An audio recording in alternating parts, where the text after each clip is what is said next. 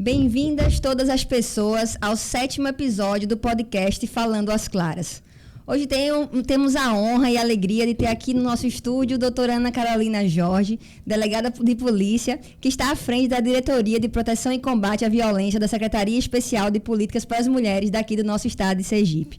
Carol é uma parceira lá no mestrado da UNIT e tem feito um trabalho lindo na Secretaria de Políticas para as Mulheres com o Observatório Maria Beatriz Nascimento. E hoje nós vamos conversar um pouquinho, né, Carol, sobre gênero, violência e políticas públicas. Carol, em uma de suas palestras, você disse, né, que gênero é uma construção cultural. Eu queria que você dissesse um pouquinho, né, para quem está nos ouvindo, quem é Carol na fila do pão, né, primeiro, né, e tratasse um pouquinho, né, dessa discussão de gênero para a gente começar o nosso bate-papo. Então vamos lá, né? Carol é sergipana de coração e de direito, né, desde 2019, mas nasci em Pernambuco, torcedora do esporte. Eu sempre gosto de dizer também as minhas origens. Claro. Filha de João e Altamira, irmã de Cecília e Joãozinho. E sou mãe de Mari, com 13 anos, e das minhas pets, Miloca e Mimosa. E aí, né, nessa minha trajetória profissional, já fui delegada na Paraíba e hoje estou delegada de Sergipe. Eu sou delegada de Sergipe e hoje estou na Diretoria de Proteção e Combate à Violência. Mas quando eu faço uma retrospectiva da minha vida profissional, eu hoje percebo que realmente eu estou numa missão de proteção às meninas e mulheres de todas as formas de violência. E eu digo isso por quê? Porque quando eu comecei lá na Paraíba, eu comecei no município de Sousa e minha primeira lotação foi DEAN. Depois eu fui lotada... Só um pouquinho, Carol. DEAN, porque, assim, tem pessoas que estão... Eu não sei o que é DEAN, fala aí pra mim, o que é DEAN? Delegacia Especializada de Atendimento à Mulher. Perfeito. E aí depois eu sou transferida para a Delegacia Especializada de Atendimento à Mulher de Guarabira. Então já era uma vocação, né? Agreste Paraibano. Mas não só isso, né? E lá em Guarabira, o que era interessante era assim, lá no sistema da Paraíba, nós, delegadas da mulher, éramos requisitadas para fazer algumas investigações em municípios que eram circunvizinhos e que realmente as investigações não avançavam no tocante, né, ao abuso e exploração sexual de crianças e adolescentes e à violência contra a mulher. Então, por exemplo, a minha equipe já foi designada pelo Ministério Público para trabalhar no município de Rio Tinto, né, para fazer a investigação de exploração sexual de criança e adolescente. E assim, Baía da Traição também, que são áreas litorâneas, de praias, e aí... Quando eu venho para cá, aí a mesma coisa, né? Eu tenho toda essa história, Itabaiana, Tobias Barreto, Lagarto por 2 vezes. E nas municipais, que eu fiquei pouquíssimo tempo, também era esse trabalho voltado da proteção às mulheres. E aí, o ano passado, 2022, que eu estava bem exausta, eu disse, meu Deus, não aguento mais não, vamos embora disso aqui. Vou descansar um pouco, tomar um fôlego. Aí Dani, quando assume a Secretaria de Política para as Mulheres, me chama. Não, vai nada, você vai vir trabalhar comigo, que agora você vai cuidar das políticas públicas de proteção à mulher no Estado, no que se refere às violências. Que foi um grande avanço para o nosso estado, na verdade, né? Foi. Porque, na verdade, até você tinha comentado que pela primeira vez que a gente tem uma secretaria própria, né, para as mulheres. A gente não tinha antes uma secretaria. Então, isso acho que é importante até você ressaltar, né, para quem está nos ouvindo. Isso, é um marco histórico muito importante, porque há 9 anos nós tínhamos uma secretaria especial. E aí, no ano subsequente, ela vira coordenadoria. E quando chega o ano de 2023, né, temos uma lei que vai instituir a Secretaria Especial de Política para as Mulheres. E neste ano, para nossa satisfação e felicidade, e também até uma segurança para todas as mulheres, a gente tem uma Secretaria de Estado criada por lei. E aí, né, nesse primeiro ano que a gente teve esse trabalho intenso, que é liderado por nossa querida Daniele Garcia, que também é uma delegada de polícia, a gente conseguiu uma série de avanços em todos os campos, né, de proteção à mulher. Obviamente, fizemos muito. mas diante, né, desse lapso temporal, ainda é pouco do que a gente precisa fazer para todas as meninas e mulheres sergipanas. Sim, sim. E isso é importante destacar, né? Porque era uma luta já de muitas mulheres, né? A gente lembra aqui, por exemplo, no nosso estado, a doutora Adélia Pessoa, né? Que sempre dizia que as mulheres precisam estar no orçamento, né? Então, é a forma que temos, né? De ter realmente esse olhar, né? Direcionado para as políticas públicas das mulheres, é ter uma secretaria própria, né? Para pensar as mulheres. Ô, Carol, e me diz uma coisa, quando você começa lá na Paraíba, né, com esse grande desafio, você sofreu violência, assim, enquanto mulher? Porque eu imagino, né, eu já participei, já fui servidora pública, né, há muito tempo atrás, quando eu fui analista do TRT, mas, assim, é bem de longe, né, porque a atuação como delegada é uma atuação que desafia, né, traz inúmeros desafios. Você, né, como delegada, e ainda mais nessa missão, você sofreu violências? Com certeza. Então, veja só, à medida que a gente vai se aprofundando nos estudos, a gente vai se apropriando de alguns conceitos. Não é verdade? Então, o que é que a gente pensa, né? Apenas na violência doméstica e familiar contra a mulher. Mas quando a gente mergulha nos estudos, vai estudar autoras de referência, é muito importante nós, mulheres, lermos mulheres, né? Porque ninguém melhor do que nós, mulheres, para falarmos sobre as violências que a gente sofre no nosso cotidiano. Eu fui visualizando, né? Além de identificar uma série de microviolências que eu passo e todas as mulheres passam enquanto cidadãs, porque se a gente anda na rua, a depender da roupa que a gente use, né? E às vezes não é motivo. Um homem olha fixamente para o nosso corpo, ou solta uma cantada ofensiva, né? E em nossas relações afetivas, né? Quantas de nós não passamos por a manipulação afetiva, que a gente chama de gaslighting, algumas ofensas verbais, algumas brincadeirinhas que não são brincadeiras, mas que são violências. Então, eu vivi isso em alguns relacionamentos, porque a gente percebe isso à medida que a gente aprofunda. E, enquanto operadora do direito, também sofri, porque comecei com 24 anos lá na Paraíba, né? Um estado, assim como outros do Nordeste, extremamente machista, graças a Deus estamos tendo evoluções, mas assim, quando eu cheguei lá em 2004, extremamente machista, e numa das investigações que eu estava conduzindo, se tratava de uma injúria racial, praticada de uma mulher contra outra mulher, veja que coisa, né? Veja que pesado isso. E aí, numa das perguntas que eu fiz à cliente dele, já tendo advertido que ela poderia exercer o direito ao silêncio, né? O advogado partiu para cima de mim.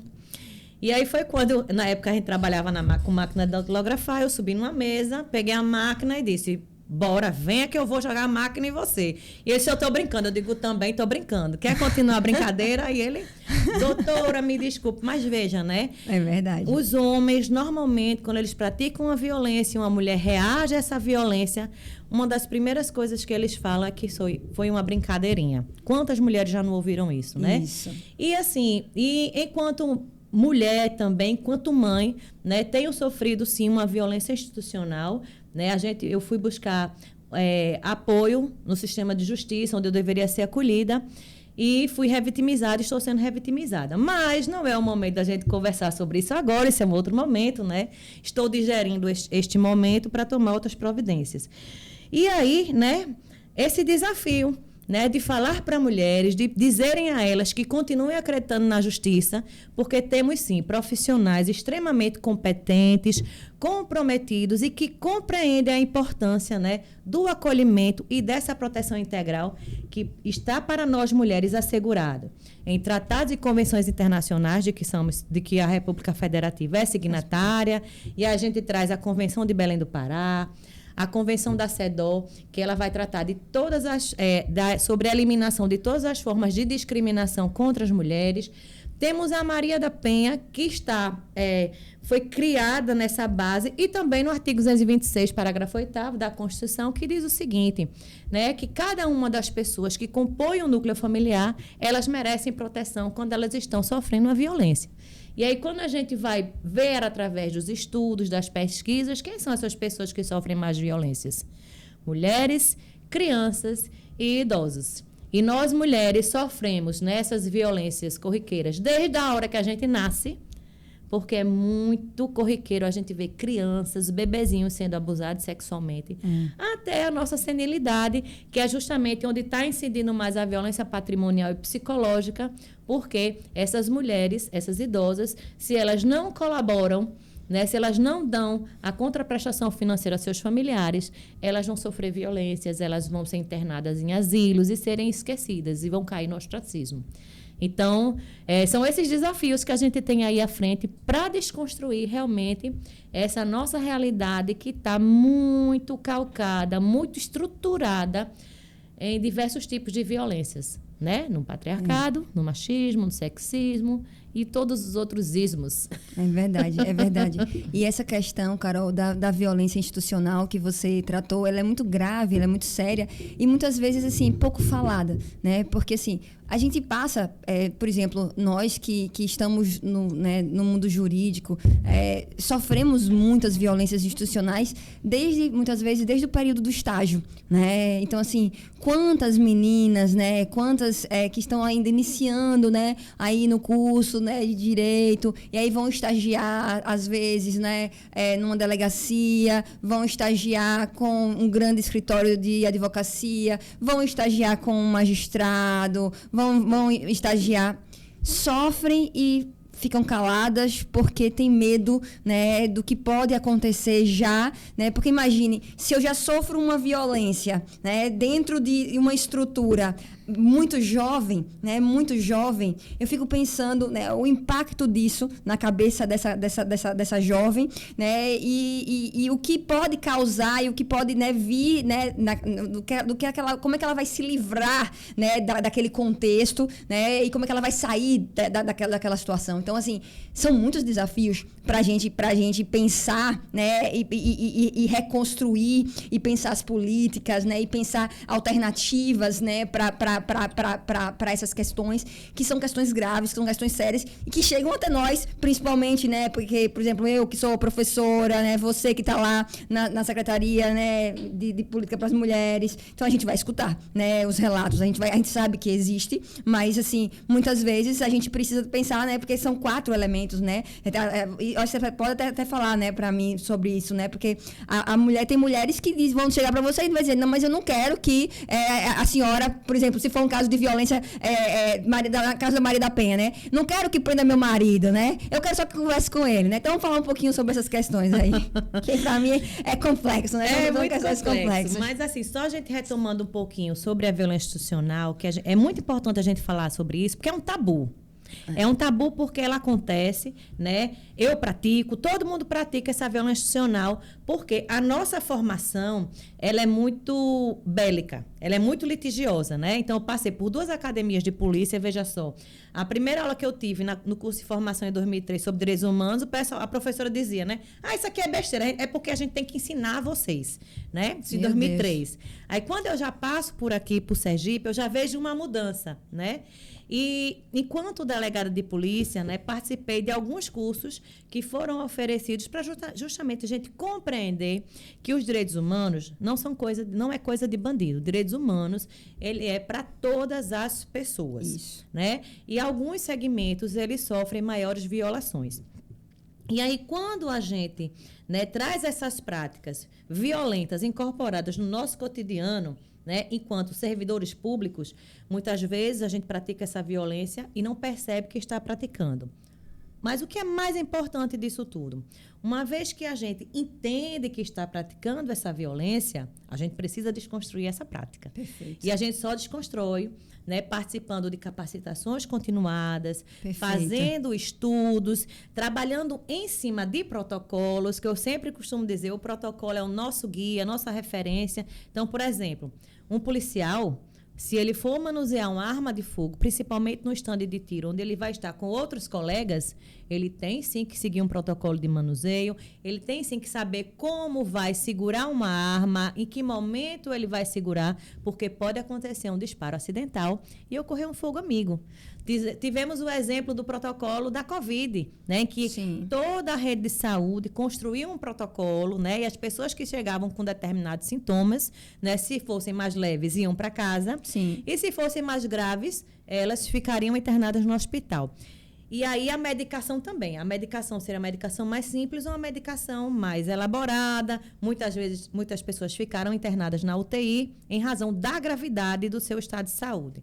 E por que eu estou trazendo isso aqui? Porque quando a gente leva para a situação da violência, principalmente a violência doméstica, que é isso que você fala, Clara, muitas mulheres, né, estão vivendo violências em seu estágio inicial, ou então percebem que naquele momento elas estão vivendo a violência, porque muitas de nós passamos por violências e a gente não compreende que é violência. A gente, por exemplo, entende que o ciúme é uma forma de amor, e ciúme é posse, e posse é violência, né? Um amor verdadeiro, ele liberta, ele não prende. E aí, voltando, né, a essa questão, então, quando a mulher se percebe numa situação de violência, muitas não querem que o marido responda criminalmente, ou o marido, ou o irmão, porque são pessoas próximas. Sim. E muitas chegam a dizer o que a gente? Eu quero que dê um conselho. E aí, a gente precisa identificar o que é que está por trás daquele pedido de conselho, né? E aí, a gente desenvolveu um trabalho em 2012 com o pessoal da Universidade Federal, com a professora Sandra Menta, do curso de Terapia Ocupacional, que foi justamente a questão da mediação de conflitos, numa perspectiva de gênero, né? Sendo uma procura, né, da mulher vítima, porque naquele primeiro momento ela não queria processar criminalmente, mas ela queria uma providência da polícia. E assim nós fizemos, né, esse trabalho em conjunto, sempre fortalecendo essa mulher. No momento inicial, quando ela registra o BO, porque ela não compreende muitas coisas, ela chega com a fala desconexa. E nesse preparo dos policiais para atender nessa perspectiva de gênero, compreender que ela vai ter um momento de se acalmar. E é aí, quando ela se acalma, é que a gente registra e vai fazendo algumas perguntas para compreender aquele contexto da violência, as causas, para a gente trabalhar justamente no início. Porque Entendi. combater as consequências por uma certa forma, ajuda, mas ela não vai eliminar todo o problema. A gente só vai paralisar. Sim. Né? E nessa paralisia da violência, ela pode incrementar quando a gente não sabe trabalhar na perspectiva de gênero, porque além dela ser vítima do marido, vai ser vítima do sistema. Sim. Né? Ou então, ele pode diminuir e eliminar. E isso é muito interessante e é muito bacana. Mas para isso, eu digo, né, e repito, é trabalhar em cima de protocolos. Sim. Nas delegacias especializadas, por exemplo, na DGV, existem já esses protocolos, eu acredito, né? Então, o que tem sido feito hoje na prática? Esse acolhimento, ele tem existido, assim, já tem se visto um avanço? E aí eu aproveito e faço uma segunda pergunta. Por exemplo, é possível que se identifique, por exemplo, ou um delegado, eu não sei, assim, ou um policial, que seja também um agressor, né? Se identificar isso e se existir, né, uma instauração de algum tipo de processo, há um afastamento, né, pelo menos desse servidor, por exemplo, de conduzir processos que envolvam mulheres ou não? É uma pergunta que eu não sei. Eu não sei se existe, entende, Carol? É uma pergunta de leiga mesmo, assim. Então, vamos lá, né? Na Polícia Civil, sim, existe sim um protocolo de atendimento à mulher que data de 2018 e outro de 2020. Então, nós temos um protocolo de atuação para toda a Polícia Civil. Então, o que é que eu acho bacana nisso tudo? Eu já passei, né, como instrutora de 3 turmas, uma turma de formação para delegados e 3 de agentes escrivães. E todas as minhas disciplinas que eu vou ministrar para essa turma são sobre os protocolos da Polícia Civil, né, de como trabalhar, de como fazer, de como acolher. Não só mulheres, mas todo o grupo vulnerável. Se o servidor, quando pratica uma violência contra a mulher, ele é afastado? Não, ele não é afastado, certo? Mas ele, por exemplo, se ele trabalhar numa delegacia de atendimento e grupos vulneráveis, que é muito difícil, né? A gente tem um ou outro que a gente vê que realmente sabe fazer esse acolhimento, sabe proceder à investigação de acordo com os protocolos, ele será afastado da delegacia, porque é o maior bom senso. Normalmente, né, se fosse, normalmente seria afastado, porque assim os nossos princípios da nossa lei orgânica, da Polícia Civil, né, local, assim recomendam, né? Entendi. Recomendo que faça isso. Nós já tivemos, sim, casos de policiais, de delegados que agrediram as suas mulheres. E como é que procede essa investigação? Não vai ser pela delegacia. comum. A gente até faz esse atendimento inicial da vítima, mas é encaminhado para a Corregedoria de Polícia Civil, que vai fazer, né, essa investigação. E a depender, retira a arma, entendeu? Vai para alguma função administrativa. Tudo isso vai depender do contexto e do grau da violência, de quanto essa mulher está exposta. Então, já tivemos alguns casos nesse sentido, em que esses servidores continuaram nas delegacias, outras delegacias, Sim. mas as mulheres protegidas com as medidas protetivas de urgência, né, com tudo direitinho, e alguns deles com a suspensão da arma de fogo, do porte da arma de fogo. E além da polícia, né, que a gente traz essa questão do protocolo que a gente já tem, e assim, a gente precisa reforçar, né, essa aplicação, a gente também tem um protocolo de julgamento com perspectiva do CNJ, certo? Com perspectiva de gênero do CNJ, e que, infelizmente, também é pouquíssimo aplicado no Brasil, né? E aí é para a justiça comum e para a justiça federal, e a gente não vê isso sendo usado. E um instrumento tão bacana, tão rico, que foi construído a várias mãos, inclusive tem juízes sergipanos que participaram dessa construção, que vai falar dos marcadores que algumas mulheres atravessam, né, que principalmente de classe e raça, que quando eles se entrecruzam com o gênero, a gente precisa ter uma atenção, sabe? Porque são mulheres mais expostas a violências. Elas estão mais vulnerabilizadas. E aí, nesse caso, tem que ter um outro olhar, né? Teria que ter um outro protocolo, nesse caso específico. Mas tem esse protocolo do CNJ, né, que eu sempre recomendo a leitura. Então, por exemplo, a pessoa não sabe muito de gênero, eu não sei muito trabalhar. Então, eu sempre recomendo a leitura desse protocolo. Ele está disponível no site do CNJ. Tem uma resolução do CNJ que determina essa aplicação.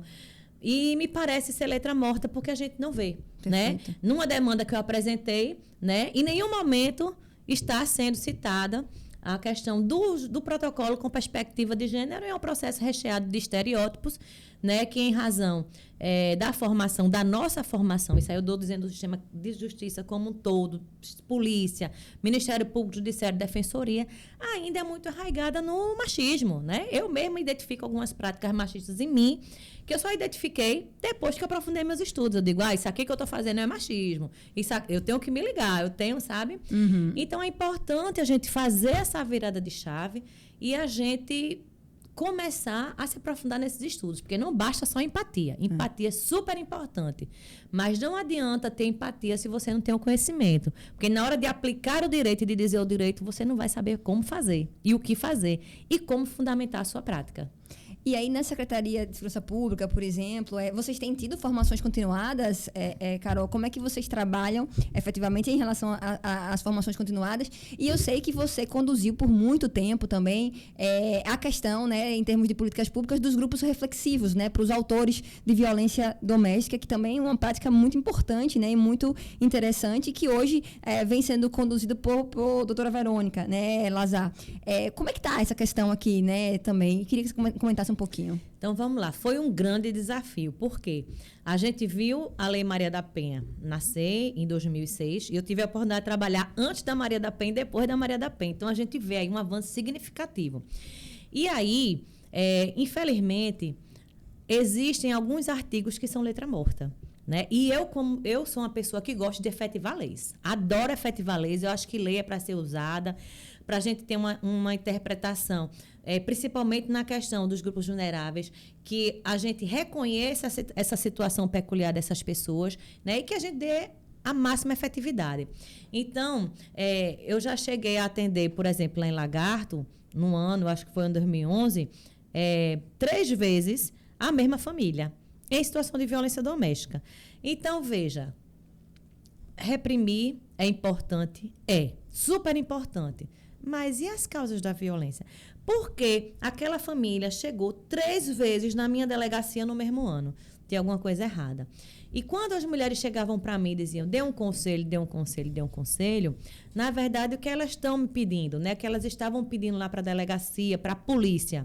Olha, dê uma orientação a ele. Eu estou dando várias chances, porque se ele não mudar, realmente a gente vai ter que ir, né? Vai ter que pedir a prisão.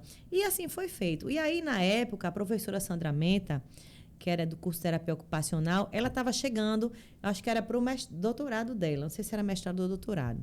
E ela queria informações, porque ela foi bater na porta da saúde, a porta da saúde criou uma série de dificuldades. Ela, vou na polícia. Chegou a polícia, me encontrou. Eu digo, maravilha, vamos estudar. E aí eu falei do projeto, que eu fazia mediação de conflitos, mas que eu ainda tinha uma certa dificuldade, porque eu não tinha grupo. Um grupo efetivo de apoio à mulher e um grupo efetivo de apoio ao homem, de reflexivo para homens. Aí eu disse, bora construir. Ela disse, bora. Não tem nada nisso no Brasil. Eu disse, pois bora fazer.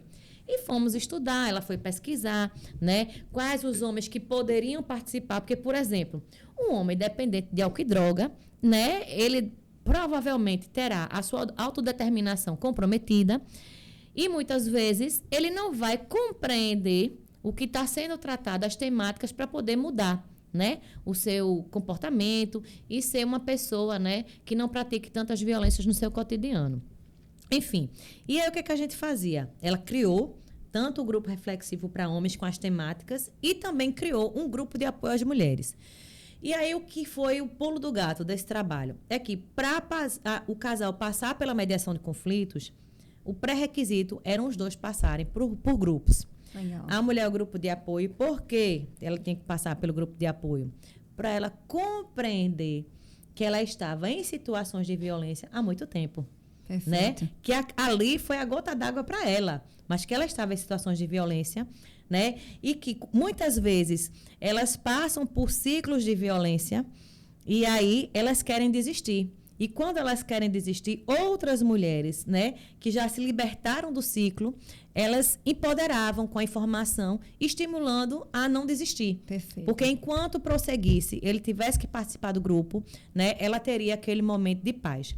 E os homens, né, também, eles participavam desse grupo reflexivo, né, que é diferente, não é de apoio e acolhimento, é reflexivo. Uhum.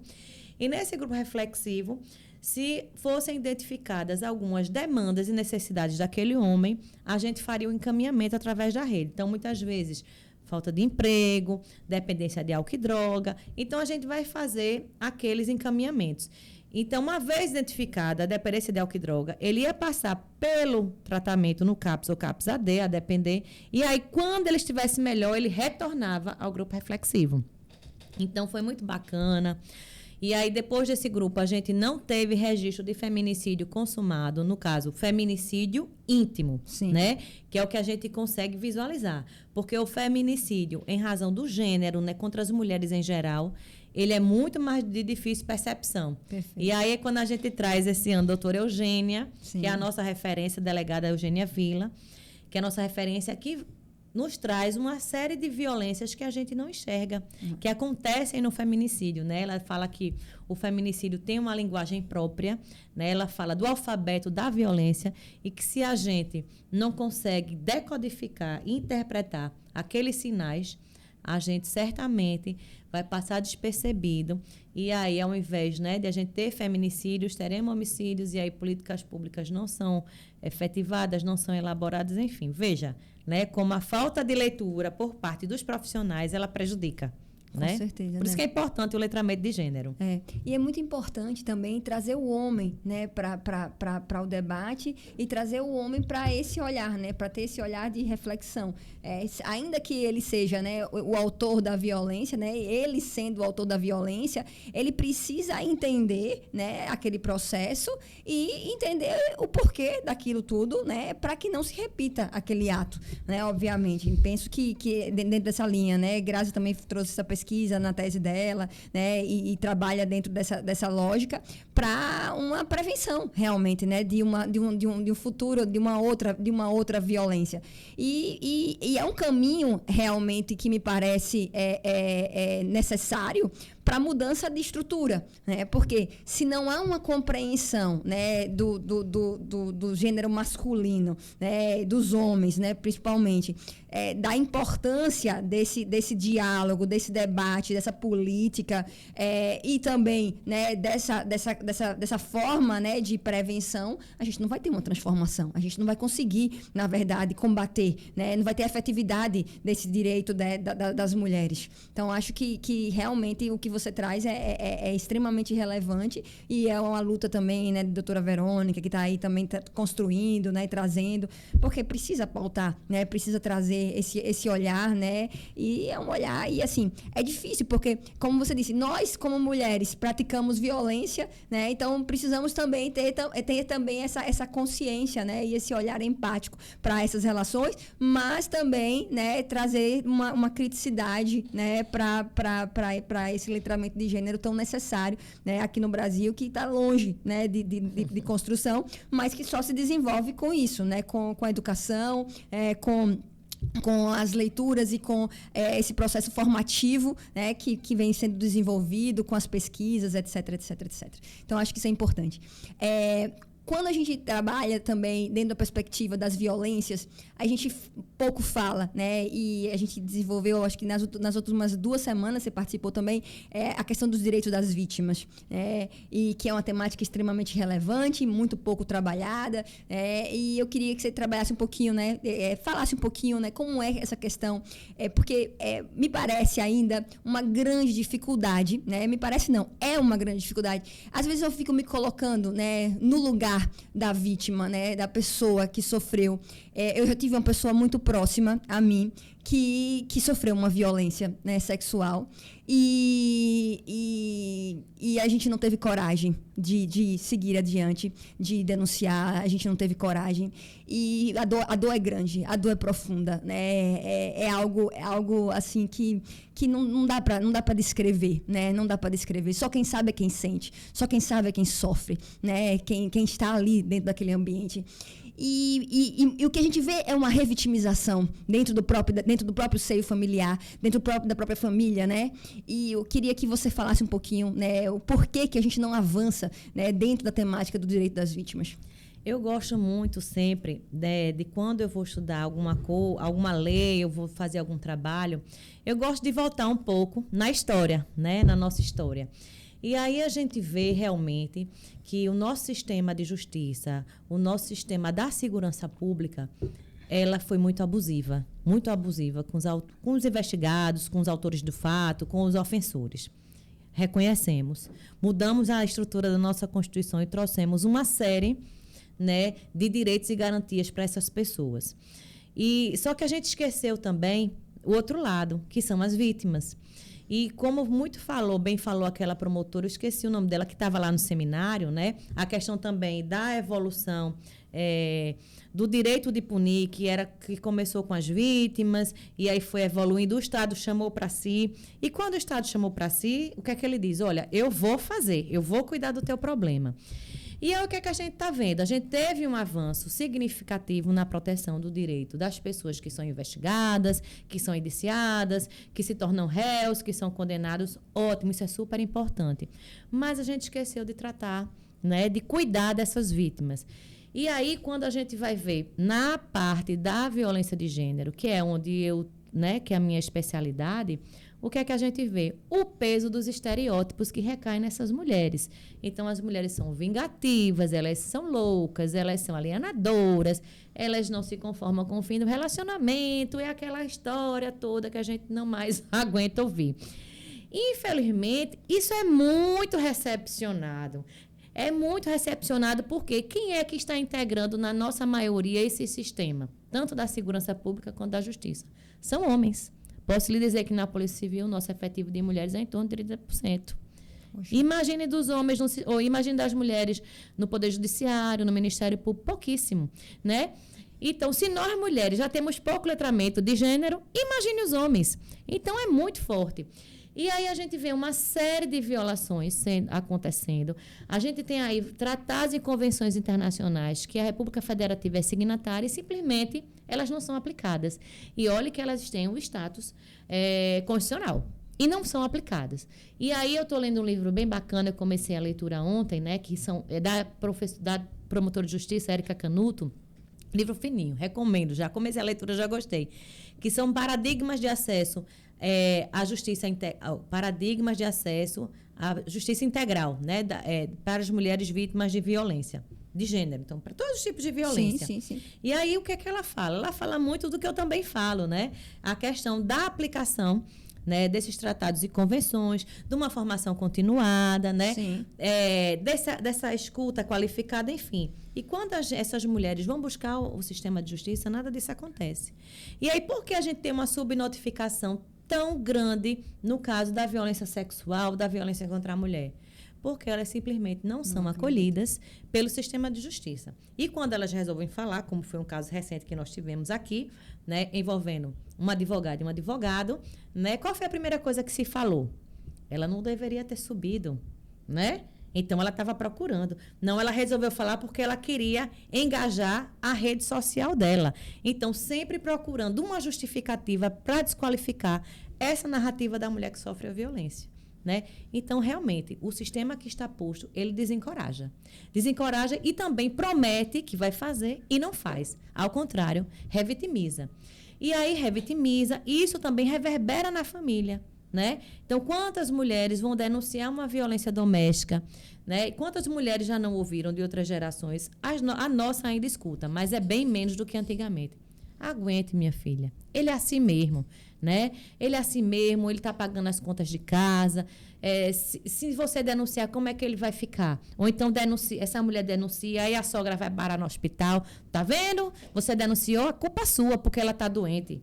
Veja, então essa mulher, ela recebe, além de sofrer a violência em casa, muitas vezes a violência institucional, porque não é acolhida pela justiça, nem pela segurança, nem pela justiça. E também, né, recebe essa carga de manter a harmonia e a paz no lar. Veja, a mulher apanha e ainda tem a obrigação de manter a harmonia no lar. Gente, é muita violação. É pedir demais, né, para quem tem feito tanto. E muitas vezes essa mulher, ela paga com a própria vida. Isso é uma realidade, né? Obviamente, eu reforço aqui, existem profissionais que são competentíssimos, né? A gente não vai dizer que é uma porcaria tudo, não. Mas a gente está chamando a atenção, né, que a gente tem que tornar esse movimento dos que sabem fazer numa maioria e não numa minoria, porque a revitimização é grande. E muitas vezes nós, da Secretaria de Política para as Mulheres, né, notadamente a minha diretoria, ela intervém chamando a atenção na necessidade de observância, né, desse microsistema protetivo das mulheres, tanto interno quanto externo, né, o internacional, que também faz parte do nosso ordenamento, e também dessa articulação e acionamento da rede de proteção, que também é furada e não se conversa. E esse é o nosso grande desafio. É um grande desafio mesmo, Carol, porque, de fato, é complexo, né? É complexo, porque são muitas questões que são envolvidas. E, assim, o problema maior é que é tudo tão imbricado também, tudo tão, né? Porque, assim, tem situações, aí começam a dizer, tem muitas denunciações caluniosas, né? Quando envolve, por exemplo, a gente sabe que uma das grandes violências, né, que as mulheres sofrem é em relação ao aspecto patrimonial. Né? Então, por exemplo, quando está próximo de se separar, então começa a dilapidação patrimonial. E aí, uma das possibilidades é justamente utilizar, né, a Lei Maria da Penha para que essa dilapidação patrimonial ela não se efetive, né? Mas isso muitas vezes não é observado e não é visto com bons olhos, né? Então, eu acho que era importante você explicar um pouco essa questão, porque só se vê a utilização da Lei Maria da Penha quando existe um fato, como se fosse um fato criminoso, né? Eu acho que isso é importante. Isso. Então, a primeira coisa que a gente tem que trazer aqui e chamar a atenção é o seguinte, que algumas violências, elas serão consideradas crimes, estarão lá previstas essas condutas criminosas no Código Penal, e outras não. Serão consideradas como ilícitos civis. E o que a gente tem, que é muito forte nos ilícitos civis, que são violências, mas não são tipificadas como crimes, são aquelas que acontecem entre pais e filhos e entre marido e mulher ou entre conviventes. Então, eu vou trazer aqui um exemplo que a gente não percebe como violência patrimonial e é atraso no pagamento de alimentos aos filhos. Ou então, quando o homem quer pagar da forma como ele quer.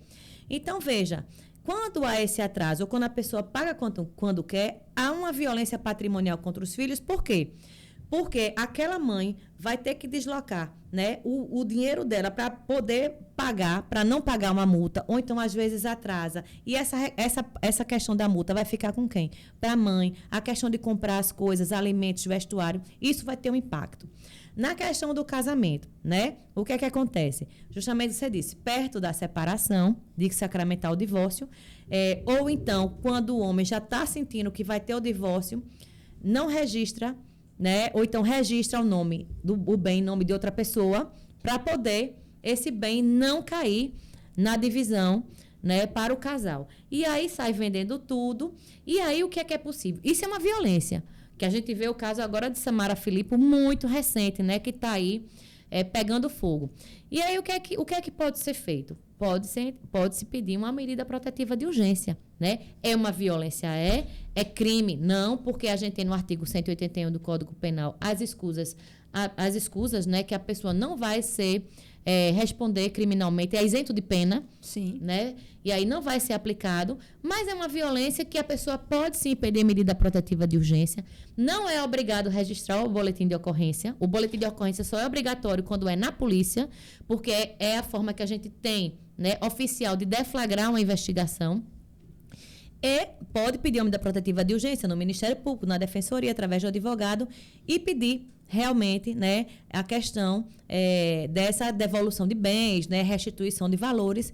E quando é na medida protetiva de urgência, que é uma coisa que as pessoas também não pedem, não observam, e eu fiz muitos pedidos e a Justiça não concedia, que no caso do crime de dano, né, que na violência doméstica é o crime patrimonial que mais desponta, é pedir o depósito de caução provisória. Então, se ele quebra um celular, se ele quebra os objetos que guarnecem a casa, o que é que a gente fazia? Pedia uma relação desses objetos, tirava foto dos objetos que foram quebrados, principalmente celular, que é o primeiro objeto que eles tomam e quebram, porque a mulher não tem como acionar a polícia.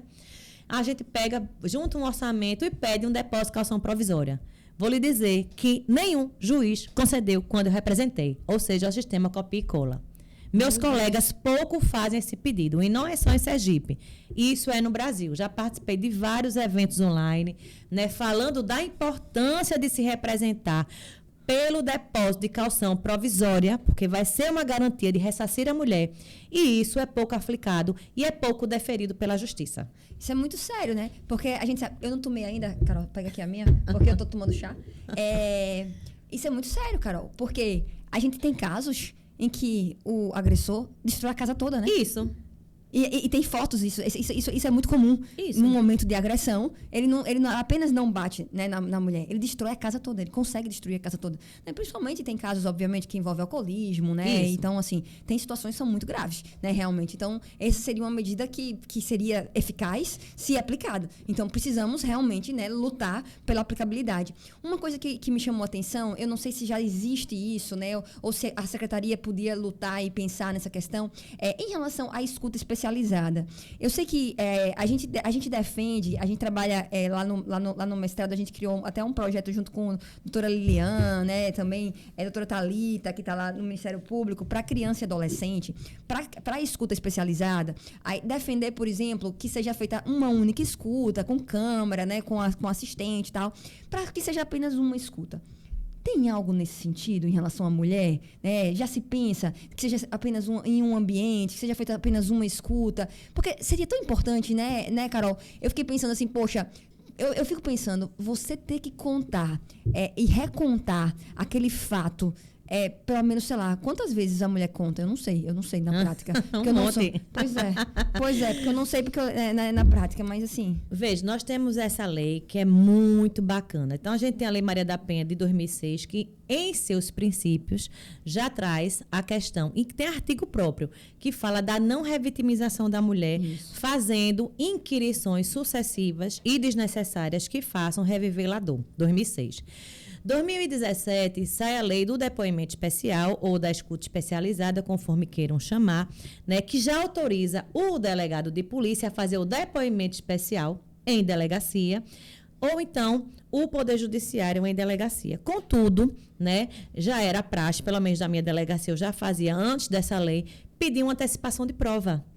né, representando ao Poder Judiciário a escuta daquela criança e daquele adolescente. Então, se eu posso fazer para testemunha, por que não fazer para criança e adolescente, né?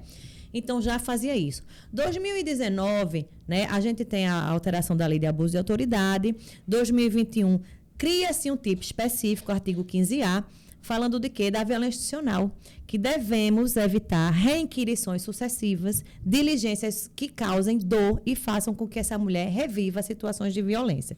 Então, vejam quantos dispositivos legais nós temos existentes para a proteção das mulheres, das crianças e adolescentes. Temos também o princípio da dignidade humana na nossa Constituição de 88. O que é que acontece? A gente não dá efetividade a essa lei, a essas leis que estão postas, né? E aí a gente continua fazendo essas reinquirições sucessivas que causam essa dor. Então na prática não tem? Na prática existem. Existe a lei, mas não é efetiva. Não é efetiva, né? Então, o que é que seria o ideal? Como eu falo, no mundo perfeito de Alice ou no mundo fantástico de Bob, né? É que essas oitivas sejam preferencialmente realizadas uma só vez, certo? Havendo necessidade, o Poder Judiciário reitera, de alguma forma, essa escuta. Então, temos uma experiência no DF, pela PCDF, numa escuta especializada de um adolescente que foi vítima de abuso sexual, em que foi empregado. Eles têm um protocolo de escuta. Isso a gente trouxe aqui para a Sergipe esse curso maravilhoso, né? Que é feito por policiais que são capacitados e que passam por capacitações continuadas constantes. E além das capacitações continuadas constantes, a gente precisa também cuidar de quem cuida. São profissionais também que precisam ter esse acompanhamento e esse cuidado com a sua saúde mental, porque a carga que a gente recebe, que eu já fiz muitas, é pesada. Né? Então, nessa experiência do DF, a Polícia Civil fez o depoimento especial, preenchendo todos os requisitos, gravou e mandou para o judiciário. E o advogado pediu que fosse refeita essa prova em juízo, em homenagem ao princípio do contraditório e da ampla defesa. A juíza, né, que tem essa perspectiva de gênero, da infância e da adolescência, o que ela fez? Está aqui o vídeo disponível, o senhor veja.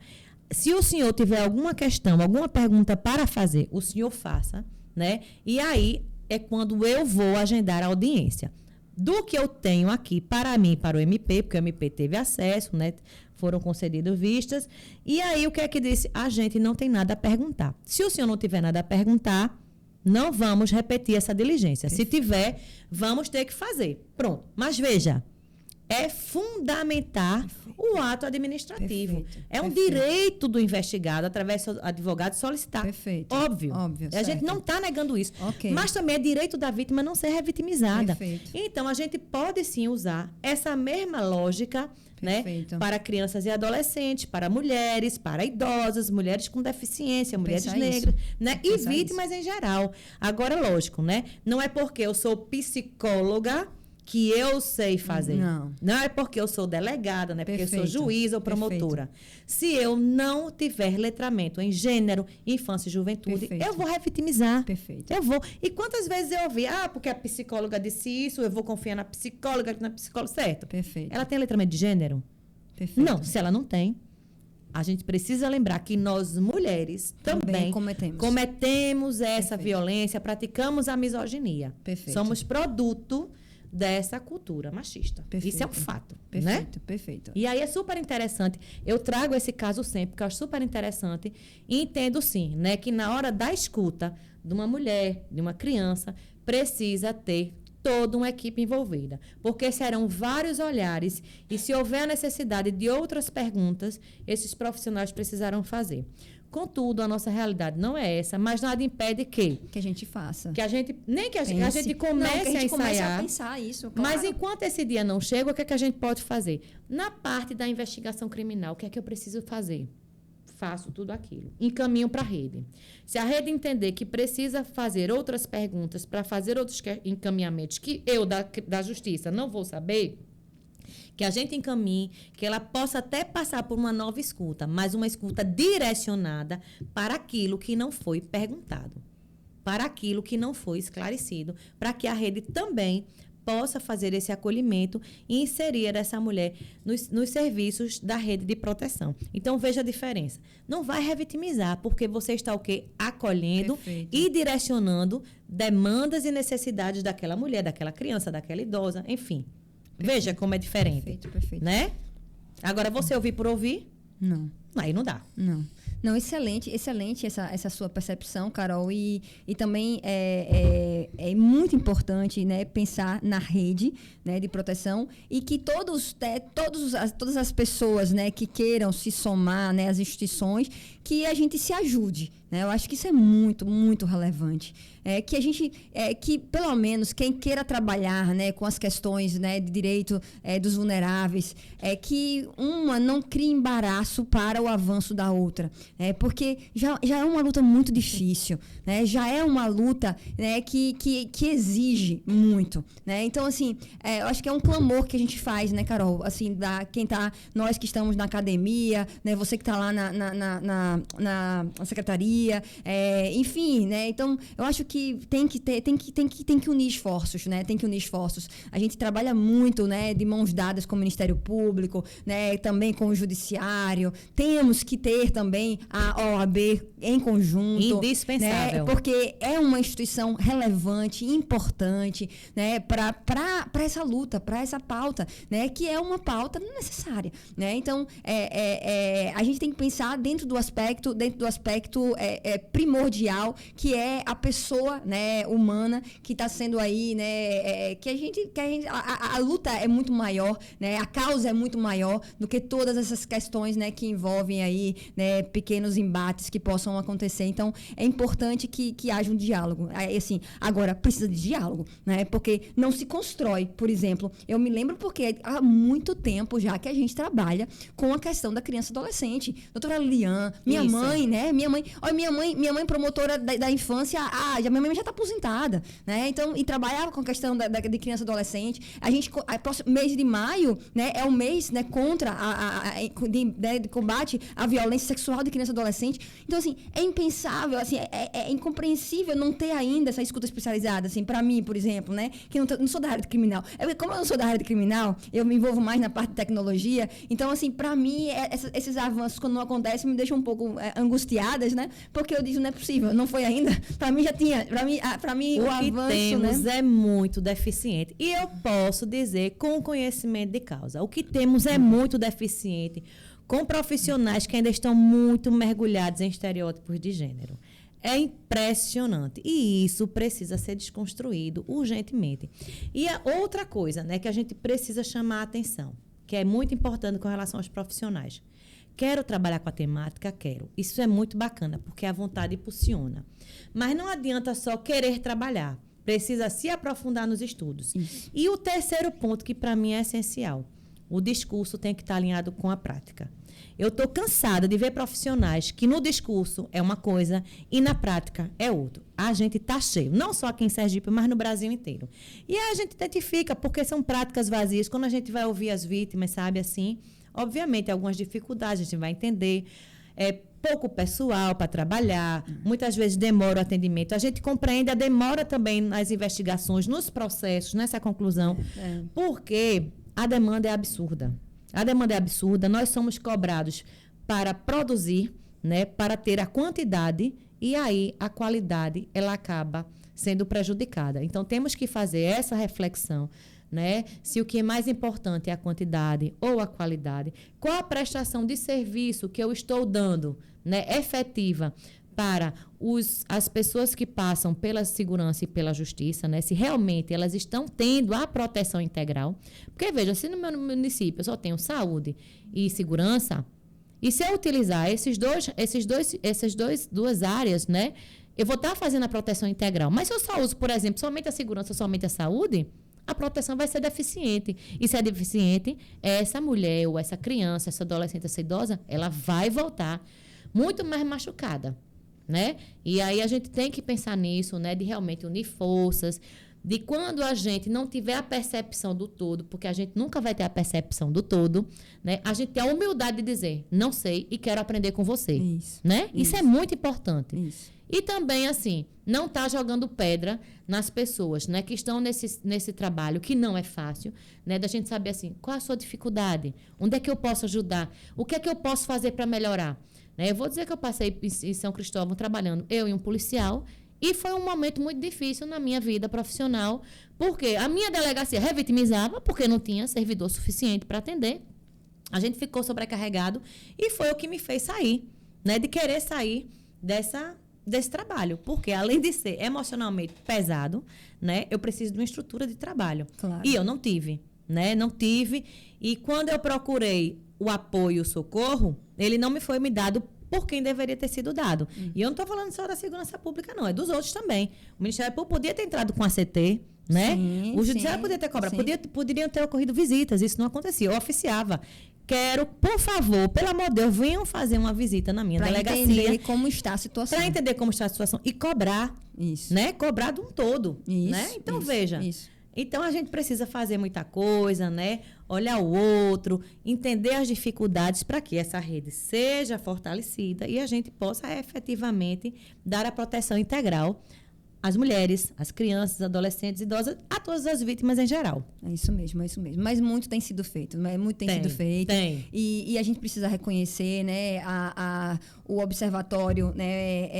É um exemplo, né, para o Estado. Pela primeira vez a gente tem dados que são dados de referência para quem faz pesquisa, né? Então, os nossos alunos, nossas alunas, lá no mestrado, no doutorado hoje, podem fazer pesquisa de qualidade com os dados que vocês têm produzido. Então, para a gente, isso é uma alegria muito grande, né? Porque é extremamente relevante. Isso é cenário local, mas que tem reflexo nacional, né? Não é um cenário local que não tenha reflexo. Tem reflexo nacional. Quando a gente pensa em ciência e tecnologia, por exemplo, a gente referencia, né, dentro de impacto social, o observatório já. A gente participou recentemente, né, de um seminário que vai trazer e vai citar o observatório para o cenário nacional. Então, assim, isso é muito relevante, isso é muito importante, porque a gente não pode pensar políticas públicas sem dados que sejam dados, né, com substrato. Porque senão, é como você já falou, né? Eu vou pensar política pública da minha cabeça. Hoje eu acordei, vou desenvolver uma política pública. Isso.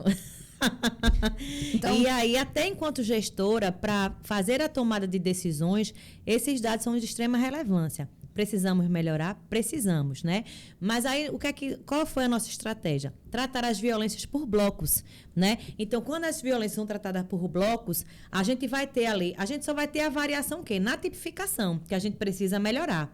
E aí é um trabalho que a polícia tem que realmente fazer, né? A gente teve uma prática muito bacana no Fórum Brasileiro de Segurança Pública em São Paulo, em que há formações continuadas para que os policiais eles aprendam, né, a fazer a tipificação adequada, né, para o fato que chega até eles. E isso vai ter um impacto na questão da tomada de decisão, né, para os gestores. Então, assim, a gente fez essa parte por grupos de violência, então, violência física, psicológica, moral, patrimonial, tanto da violência contra as mulheres em geral, quanto a violência de gênero. E o que é que a gente encontra nesses dados, né, nesses números, que o mapa da mulher sergipana, através do observatório, ele levantou? Por exemplo, na violência comum, a mulher ela é mais vítima da violência patrimonial. E o crime mais recorrente é o estelionato, né? E quando ela também é violência, né, de furto e roubo, porque é o que segue, né, estelionato, furto e roubo, existem outras violências contra elas. Então, eu vou trazer outro caso recente, né, que é o de Silvia Popovic, que não bastou ter sido assaltada, né? Ela foi assaltada, ela foi agredida fisicamente, certamente devem ter chamado ela de tudo o que é nome, né? Então, é quando a recomendação 35 da CEDAW fala que a violência de gênero é uma violência que é contra a mulher pelo fato de ser mulher e que nos atinge de forma desproporcional. Perfeito. Não basta ser vítima de roubo, eu tenho que roubar, eu tenho que bater, eu tenho que, às vezes, estuprar, eu já peguei casos assim, eu tenho que diminuir a autoestima dessa mulher. E já na violência doméstica, o crime patrimonial que mais desponta é o dano. Veja. Então, isso é muito característico, né, cara? É muito característico. Então, se eu tenho um crime de dano na violência doméstica, por que não pedir um depósito de calção provisória na medida protetiva de urgência, cujo rol é exemplificativo, né? Inclusive, eu já pedi várias medidas, né? Vários pedidos. Nomeação de advogado dativo para acompanhar essa vítima. Por que o investigado tem direito e a vítima não tem esse direito? Quer dizer, ela tem, mas não é efetivado. Perfeito. Não é verdade? Perfeito. Monitoramento eletrônico, quando eu analiso o formulário de risco e o diagnóstico é que ela é uma forte candidata ao feminicídio. Então, veja, o feminicídio é um crime pré-anunciado. Então, por que eu não faço essa representação pelo monitoramento eletrônico? E por que isso não é visto? Né? E quando eu, enquanto magistrado, nego? Por que no fundamento? Olha, não vou conceder porque não tem.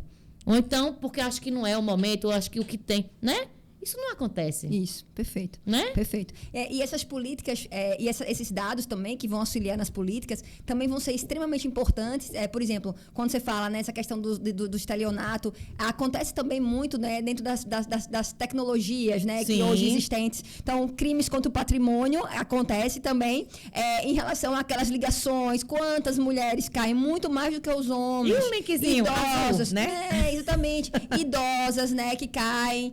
Então, assim, isso é muito, muito comum. Então, assim, a gente precisa conscientizar. A gente precisa trabalhar e os dados, eles são fundamentais. Fundamentais. Então, vocês estão de parabéns, né? Então, eu parabenizo também, né, a secretária Daniela Garcia, o trabalho de todas que estão ali envolvidas, né? Todas e todos, né? Também, né? Que estão ali envolvidos e penso que engrandece muito, né, o nosso Estado, esse olhar para a mulher, que é um olhar importantíssimo, necessário, né? E que já devia ter sido, né, obviamente, há muito tempo, mas assim, o que se cria, né, a gente só deve bater palma e agradecer e ir junto. Eu acho que é como você disse, né, o que a gente puder fazer, né, para crescer e contribuir, essa deve ser uma pauta conjunta nossa. Carol, a gente está terminando por aqui e eu queria só que você deixasse uma frase sua, né, para quem está nos ouvindo, né, essas pessoas que vão escutar. Eu acho que foi um momento para mim de muito aprendizado, como eu disse para você. Eu falo para a Grazi que quem me letrou foi ela, né, muito. Grazi é uma referência. É uma referência e me ensina todos os dias, puxa minha orelha muitas vezes, né, muitas coisas do que eu falo, e vai me ajustando, e a gente vai aprendendo, né, como você disse, assim, com humildade, a gente vai reconhecendo e vai também tendo o olhar crítico, né, dos nossos atos, né, dos atos da sociedade, e a gente vai evoluindo também. Então, eu queria que você deixasse, assim, uma frase pra gente. Primeiro, a gente tem que ter a humildade para se desconstruir. Eu acho que esse é o passo mais importante. E eu vou terminar aqui com duas frases que foram, acho que eu usei lá no nosso encontro na Unip. Primeiro, a frase daquela vítima de Daniel Alves, quando ela repete 3 vezes, né, quando ela recebe a sentença de condenação de Daniel, quando ela diz o seguinte: eles acreditaram em mim, eles acreditaram em mim, eles acreditaram em mim. E embora a pena aplicada não tenha sido a esperada, mas pelo menos a voz dela foi validada, ela foi acreditada, né? E a outra que eu gosto muito de falar é a de Jung, né? Que não adianta a gente conhecer tudo, dominar todas as técnicas, se aquela pessoa que a gente está atendendo, que a gente tá do outro lado, se a gente não acolhe, não reconhece como uma outra alma humana. Se eu sou humana, ali quem está do outro lado também é alma humana. Então, esse é o recado que a gente deixa, que a nossa Secretaria de Estado para as Mulheres está à disposição de todas as mulheres. Temos um serviço de acompanhamento de caso, né, que a gente aproveita e divulga, que é o seguinte. Perfeito. Foi vítima de uma violência, não sabe a quem buscar, então a minha diretoria faz esse acolhimento. Então, pode ir lá na nossa secretaria. A gente vai acolher, a gente vai conversar, a gente vai informar sobre os direitos e, junto com aquela vítima, vamos traçar estratégias para que ela possa sair da situação de violência, articulando e acionando a rede. Perfeito. Então, esse é o recado aqui que a gente dá, comemorar as nossas conquistas, os nossos avanços e que ainda temos muito a fazer e convidamos todas e todos a se somar nessa luta. Muito obrigada, Carol. Muito obrigada mesmo. Como eu disse, foi um grande aprendizado. E eu agradeço, né, a todos os que nos escutaram, todos os que vão nos escutar também. Carol é uma grande amiga, né? Então, quando já tinha convidado ela desde que, né, ela falou lá na universidade e eu disse, olha, você precisa ir lá no podcast, e ela de pronto aceitou, né? Então, eu agradeço mesmo, né, a presença de Carol. E hoje a gente termina o nosso 7º episódio falando as claras. Aproveitem para seguir o canal, né? A gente tem trazido temas importantes, porque a gente acredita que o processo de transformação se dá com essa formação continuada. Muito obrigada.